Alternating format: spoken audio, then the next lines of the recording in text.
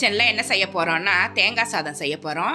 Variety ரைஸ்லேயே ரொம்ப டேஸ்ட்டான சாதம் தேங்காய் சாதம் தான் சொல்லலாம். இதை நம்ம எப்படி டேஸ்ட்டாக ஈஸியாகவும் செய்கிறது அப்படிங்கிறத இப்போ பார்க்கலாம். காய்கறி இல்லாத சமயத்தில் டக்குன்னு இதை செஞ்சு குழந்தைகளுக்கும் கொடுக்கலாம், நம்மளும் சாப்பிட்லாம். கொஞ்சமாக தேங்காய் எண்ணெய் ஊற்றிருக்கேன். வானலில் ஒரு 4 ஸ்பூன் அளவுக்கு ஊற்றிட்டு ஒரு அரை ஸ்பூன் கடுகு போட்டுக்கோங்க, அரை ஸ்பூன் உளுந்தம்பருப்பு போட்டுக்கோங்க, ஒரு 10 மிளகு போட்டுக்கோங்க. மிளகு ஒன்று ரைஸில் நடுவில் சாப்பிடும்போது ரொம்ப நல்லாயிருக்கும். அதுவும் பொரிச்ச மிளகு ரொம்ப டேஸ்ட்டாக இருக்கும். ஒரு ஸ்பூன் கடலைப்பருப்பும் போட்டு லைட்டாக வறுத்துக்கணும். ஸ்டவ்வை வந்து சிம்மில் வச்சுக்கோங்க, இல்லைனாக்கா கலர் மாறிடும், டேஸ்ட்டும் மாறிடும், வாசமும் மாறிடும். அதனால் சிம்மில் வச்சுட்டு எதுவாக இருந்தாலும் பண்ணுங்கள். ஒரு 2 ஸ்பூன் அளவுக்கு இஞ்சி பொடியாக கட் பண்ணி வச்சுருக்கேன், அதையும் இதில் சேர்த்துடலாம். காரத்துக்கு ஏற்ற மாதிரி பச்சை மிளகா போட்டிருக்கேன். நான் ஒரு 10-12 பச்சை மிளகா இருக்கும் போட்டிருக்கேன்.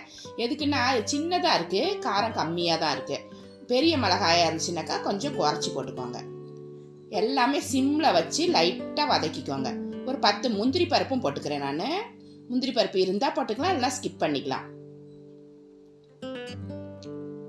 இதுவும் லேசாக வறுபடணும்.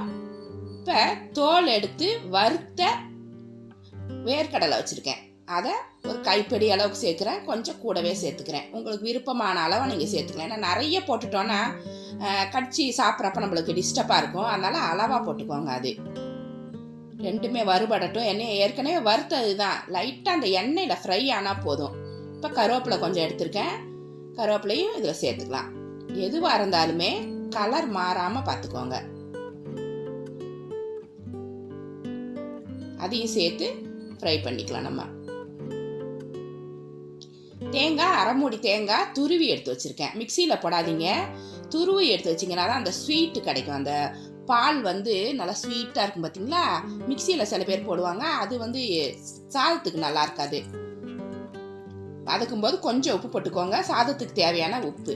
சாதம் வடித்து ஆற வைக்கும் போதே, சாதம் வேகும் போதே கொஞ்சம் உப்பு போட்டு வடிச்சுக்கோங்க, அப்போ தான் ருசி அதில் ஏறும். நான் ஒரு அரை அளவுக்கு பாதி அளவு உப்பு போட்டு தான் நான் வேக வச்சு உதிரியாக ஆற வச்சு எடுத்து வச்சுருக்கேன். இதில் ஒரு சீக்ரெட்டாக ஒன்று நம்ம இப்போ சேர்க்கலாம். அரை ஸ்பூன் சர்க்கரை சேர்த்துருக்கேன். இது எதுக்குன்னா அப்போ தான் சாதம் வந்து ருசி கொடுக்கும். அதனால் ஒரு அரை ஸ்பூன் சர்க்கரையும் போட்டு இந்த தேங்காய் வதக்கிக்கோங்க. ரொம்ப ரொம்ப டேஸ்ட்டாக இருக்கும் தேங்காய் சாதம் இப்படி செஞ்சுக்கும் போது.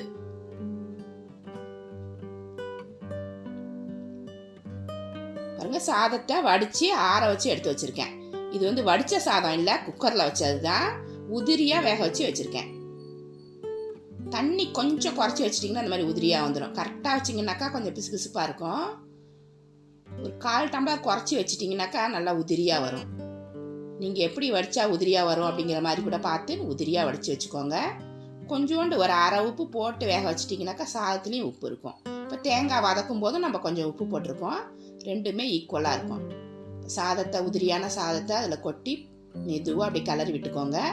ஸ்டவ்வை ஆஃப் பண்ணிடலாம். இனிமேல் ஸ்டவ் ஆனில் இருந்துச்சுனாக்கா அடி பிடிக்கும். அதனால் ஸ்டவ் ஆஃப் பண்ணிவிட்டு சாதத்தை கொட்டி நல்லா எல்லா பக்கமும் கிளறி விட்டுக்கோங்க.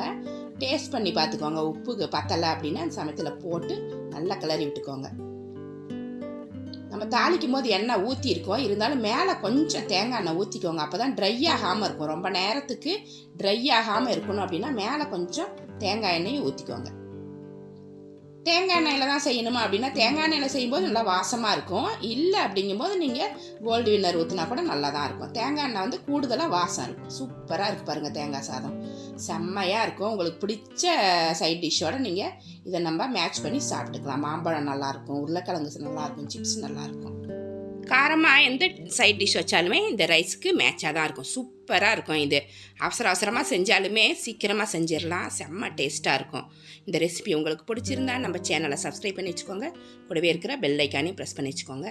லைக் பண்ணுங்கள், ஷேர் பண்ணுங்கள், கமெண்ட் பண்ணுங்கள். இவ்வளோ நேரம் என்னோடய வீடியோவை பார்த்தா எல்லாருக்குமே நன்றி.